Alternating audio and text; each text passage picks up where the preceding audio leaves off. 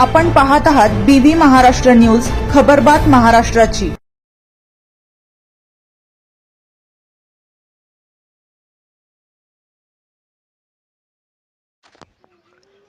घाटनांदूर ग्रामपंचायतमध्ये शांतता समितीची बैठक, ईद उत्साहात साजरी करण्याचे आवाहन। घाटनांदूर येथे आगामी रमजान ईद निमित्त ग्रामपंचायत कार्यालय येथे शांतता समितीची बैठक पार पडली।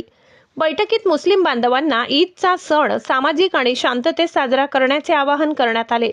सरपंच महेशप्पा गारठे, तंटामुक्ती अध्यक्ष मुक्तार शेख, सलाम कुरेशी, उमर शेख, अतुल जाधव, सुरेश ताटे, दत्ता शिंपले, सिद्धेश्वर जाधव, पत्रकार महेंद्र गोदाम, पत्रकार कैलास मिसाड, बालाजी अहमद, अमजद शेख, जलील शेख यांच्यासह अनेक मान्यवर उपस्थित होते।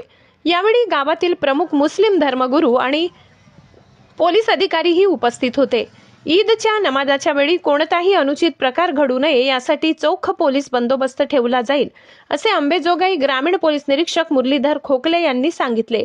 त्यामुळे आगामी रमजान ईद सर्वांनी शांततेत साजरी करावी असे आवाहन करण्यात आले।